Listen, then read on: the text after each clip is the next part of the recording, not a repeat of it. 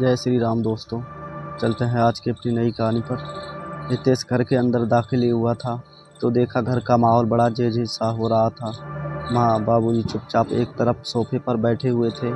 ना कोई टीवी चल रहा था और ना ही नोनू के साथ खेला जा रहा था। रोज़ तो इस समय माहौल बिल्कुल अलग सा होता था। क्या बात है बाबूजी, आज इतनी शांति कैसे? ना आप टीवी देख रहे हो और ना ही नोनू नज़र आ रहा है। हमें क्या पूछ रहा है? अपनी पत्नी से जाकर पूछो। बाबूजी ने दो टूक में जवाब दे दिया। हितेश को समझते देर ना लगी कि कोई ना कोई बात ज़रूर हुई है।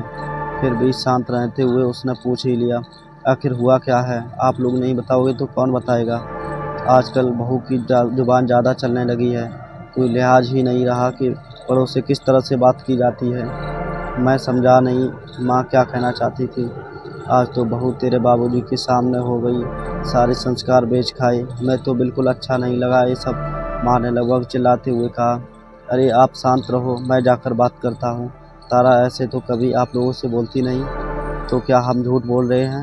अपनी पत्नी पर भरोसा है पर अपने माँ बाप पर नहीं। ऐसा ही है तो कह दो, हम हमारे बड़े बेटे के बहू के पास चले जाएंगे। बाबूजी आप शांत रहिए, मैं जाकर देखता हूँ कि क्या बात है। हितेश ने वहाँ से उठते हुए ही अपनी भलाई समझी। उठकर सीधे अपने कमरे में गया, जहाँ नोनू चुपचाप बैठा हुआ अपने खिलौनों से खेल रहा था और तारा कपड़ों को तह लगा रही थी। तारा क्या बात है? माँ बाबूजी क्या कह रहे हैं? उन्होंने बता ही दिया होगा ना कि आज मैंने उनसे जुबान लड़ाई है। हाँ बता दिया, पर मैं जानना चाहता हूँ कि ऐसा क्यों? तुम तो कभी माँ बाबूजी से ऊंची आवाज़ में भी बात नहीं करती थी। कार्ड नहीं बताया उन्होंने? बताया होता तो मैं क्या तुमसे पूछता? क्या करूं, बहू पर एक माँ हावी जो हो गई थी इसीलिए। मतलब तुम्हें पता है ना बाबूजी की आदत, हर बात में गाली गलौज करने की। आजकल उन्होंने नया खेल इलाज किया है, अब नोनू से बुलवाते हैं। माँ जी भी कुछ नहीं कहती, उल्टा नोनू के मुंह से सुनकर जोर जोर से हंसते हैं। इस बच्चे को थोड़े ना पता है कि क्या बोल रहा है। थोड़ी बहू थी इसलिए बर्दाश्त कर लिया, लेकिन अब माँ हूँ, ये बर्दाश्त नहीं करूँगी। कई बार माँ को कह चुकी हूँ कि बाबूजी को समझाए, पर नहीं।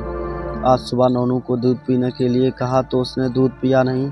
जब मैं उसे डांटने लगी तो उसने मुझे माँ बहन की गाली दी। यह सुनकर उसे समझाने के बजाय माँ और बाबूजी जोर जोर से हंसने लगे और मैंने नोनू के गाल पर थप्पड़ खींच कर लगा दिया।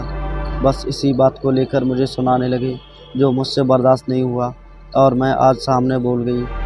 उनके लिए तो सिर्फ एक खेल, पर मेरे बच्चे के लिए अब बस ना मैं गाली सुनूंगी और ना ही आने वाली पीढ़ी में किसी को सुनाने दूंगी। कहते कहते तारा चुप हो गई। गलती तारा की भी नहीं थी, इसलिए हितेश तारा को कुछ नहीं कह पाया। बाहर आया तो देखा माँ बाबूजी वहीं बैठे हुए थे। बाबूजी किसकी गलती थी? बस मैं आ गया अपनी पत्नी के बहकावे में। अब क्या हमारे पोते के साथ खेलने भी नहीं? बाबूजी खेलना अलग बात होती है और गलत सिखाना अलग चीज़ है। अभी आपको उनके मुंह से गालियां सुनकर मज़ा आ रहा है, लेकिन अब बड़ा होकर के गालियां देगा तो क्या आपको अच्छा लगेगा? बेटा तुझे शर्म नहीं आती क्या? इसी दिन के लिए तुझे पैदा किया था, तुम अपने बाबूजी के सामने से हो जाओ। माँ एक बार सोच कर देखो, मैं आपको माँ बहन की गाली दूँ तो आपको कैसा लगेगा? वह वैसा ही महसूस तारा को हुआ था। और एक औरत सब बर्दाश्त करती है पर माँ नहीं, और बात जब उसके बच्चे की हो तो बिल्कुल नहीं। मैं इस चीज़ में आप लोगों का साथ बिल्कुल नहीं दूंगा। कल को वह बाहर जाकर इस तरह की हरकतें करेगा तो बदनामी सिर्फ तारा की नहीं होगी, हमारे पूरे परिवार की होगी। और उस परिवार में आप भी शामिल हो।